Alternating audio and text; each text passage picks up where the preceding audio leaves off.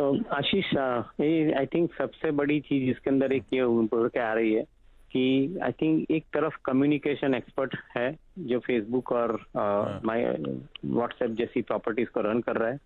दूसरी तरफ commerce expert है जो एक जियो प्लेटफॉर्म के अंदर he has integrated I think various verticals like e commerce, health, gaming, entertainment, education, and that too is running this vertical through mobile networking, enterprise networking, home networking. So मेरा ऐसा मानना है कि आई थिंक ये जो combination बनने जा रहा है कम्युनिकेशन टू कॉमर्स का, this is going to be a game changer for the country as a whole, because I think most of the digital way of working would require communication at the backbone and commerce in the front, and this is what this combination is likely to provide. तो I think एक समझना जरूरी बनता है कि जो China के अंदर वीचैट ने जो सक्सेस स्टोरी क्रिएट की है, I think on a similar basis if Facebook and Reliance Jio is creating a success story, integrating the retail segment, integrating I think the commercial segment, probably I think they would be the largest ones. MSME के अंदर और I think the farmer segment जो निकाला के हम चले तो करीबन कंट्री का 65-70% का टोटल पॉपुलेशन वहाँ पे कवर हो जाता है, and balance I think remains with the commercial side of the people I think who gets this particular advantage. तो मेरा ऐसा मानना है B2B and B2C getting combined with this particular combination, so it's a fantastic deal which is fantastic deal, win win situation. और देख रहे हैं आप किस तरह से बाजार ड्यूली रिवॉर्ड करता हुआ इस खबर पर रिलायंस इंडस्ट्रीज के शेयर को। देवेंद्र सर, लंबे अरसे से ये जो ग्रोइंग वर्टिकल्स थे, जियो, रिलायंस रिटेल, इनमें वैल्यू अनलॉकिंग की बाजार उम्मीद लगा के बैठा था, अब उसके अंश दिखने शुरू हो गए हैं, इसीलिए शायद बाजार मार्केट्स रिजॉइस कर रहा है। रिलायंस इंडस्ट्रीज पर आप लोग का कॉल क्या है? आपका सम ऑफ द पार्ट वैल्यूएशन कहां ले जाता है इंट्रिंसिक वैल्यू को? So I think before this particular deal, we had valued the company on SOTP basis. So some of the parts valuation के अंदर रिलायंस जियो की प्लेटफॉर्म की हमने वैल्यूएशन करीबन 550 रुपए के आसपास रखी थी, और रिटेल के बिजनेस के अंदर वैल्यूएशन करीब हमने 375 से 410 के बीच में रखी थी। So that was the value that we had kept. After this particular deal, I think we will have to rework on some of the numbers once I think we get more clarity about how soon they will make the commercial model out of it.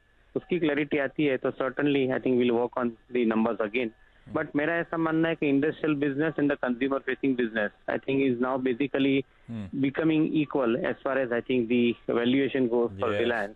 We had kept earlier before this deal, I think the price target was somewhere around 1500 to 1550.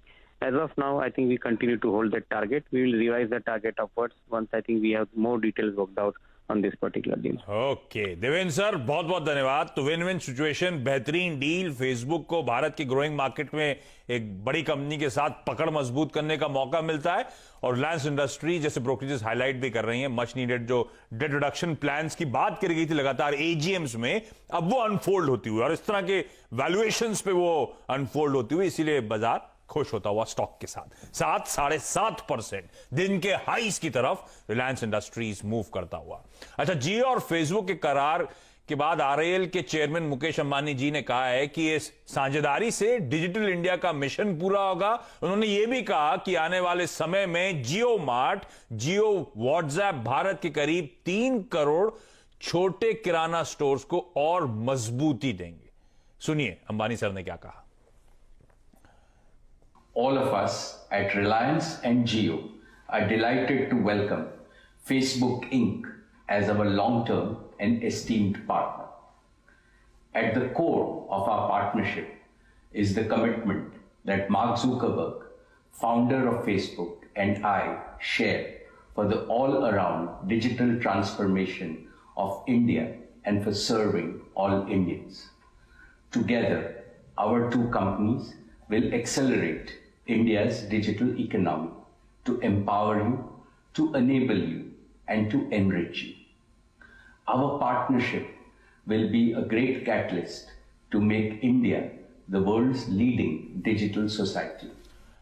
Okay, चलिए एक काम करते हैं। अब ये रिलायंस क्योंकि आज जिस तरह का बादशाह बना हुआ है बाजार का, तो एक कवरेज जरूरी थी इस तरह के आउट परफॉर्मेंस वाले स्टॉक में।